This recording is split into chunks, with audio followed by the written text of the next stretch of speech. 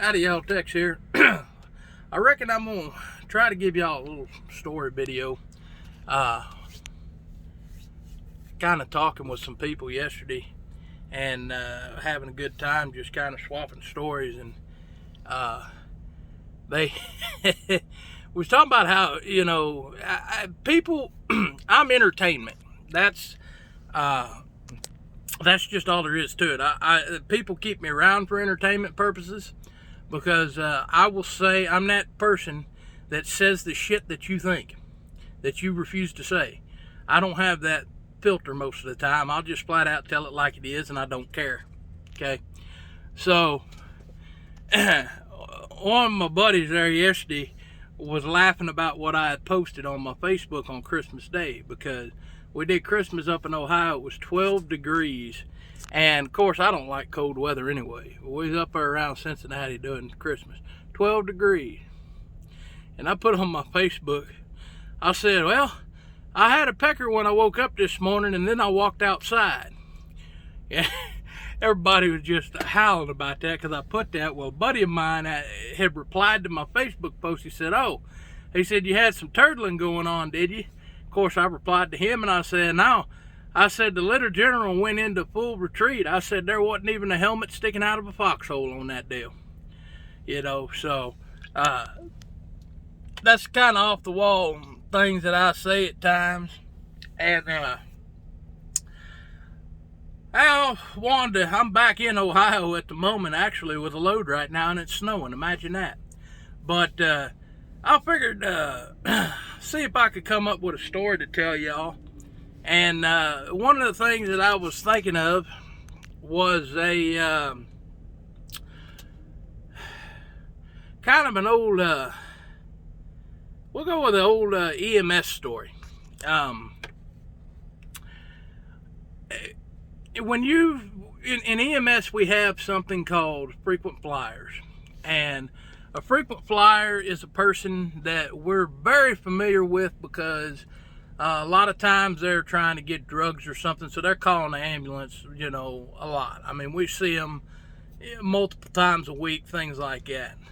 We had a frequent flyer call us one time, and this one just happened to be, one of the people that was trying to get pain meds type deal. They was an addict. Now, not making light of any situation like this, because it's a bad deal, and don't try to use EMS for that, because we know, and especially with the frequent flyer like that we're used to dealing with, we know what they're calling us for. And because of that, we weren't gonna give in and give them any pain meds. That's just not gonna happen, so I'll tell you what happened though.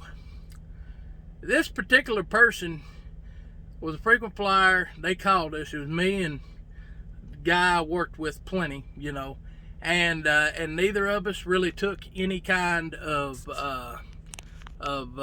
crap when it come to this and wasting our time. And we both have a different variation of this story, because he thinks I said it, and I think he said it to the patient, and we can't agree on who actually said it or if we both said it. But essentially, to teach, this patient called and basically wasn't going to get what they wanted. So there was something, I think, medically going on. I don't remember the call, but basically they were saying, oh no, we're not going to go. And you're like, if you're actually in this pain and we can see there's a problem, you actually need to go, then you need to go. And they wouldn't do it. And like I said, it was a frequent flyer, so it was multiple times we dealt with this patient, very familiar. Well, here's the thing. We told him, well, here's the thing. You're going to go, and you're either going to come with us, or we're going to, basically knock you out and take you, because, you're going to go, you're not going to waste our time and everything like that. And they call it hard love in a lot of situations. This right here, they went to the hospital willingly with us, but we basically told them, look, either you're going to go or we're going to take you, and there wasn't anything really illegal about it because it was more just gesturing, just trying to get a point across, but they decided to go anyway. But sometimes you got to do things outside of the book. One of the things that they'll tell you about EMS, and I'll tell this to every EMT, and it's the same thing they actually told me in school, but we're not going to say where I went to school for EMS at, because I don't want anybody to get in trouble. I don't even remember who the instructor was, but they did tell me. They said, here's the thing. When you are in this class, you will do everything by the book. You take the test, it's by the book. He says, after you get your EMT license and you get on the truck, throw the book out of the window, because nothing goes by the book. And that's the case of it. That's the case with trucking. That's the case with EMS. That's the case with everything. These people that write the book ain't never been out in the shit and had to put up with this. They don't know all the delays, you know. They just write, oh, well, this is the way you got to do this. Well, sometimes you can't do it that way. Maybe you ain't got the tools to do it that way. Maybe you're in a situation that you got to scoop and go because it's an unsafe area, because there's a fire going on. I mean, there's endless amounts of varying factors in everything you do and you have to be able to overcome that. You have to be able to adjust, adapt. I believe that's something the Marine Corps likes to always say, adapt and overcome. And that's what I've always done. We did it in EMS, do it in trucking. You got to adapt and overcome.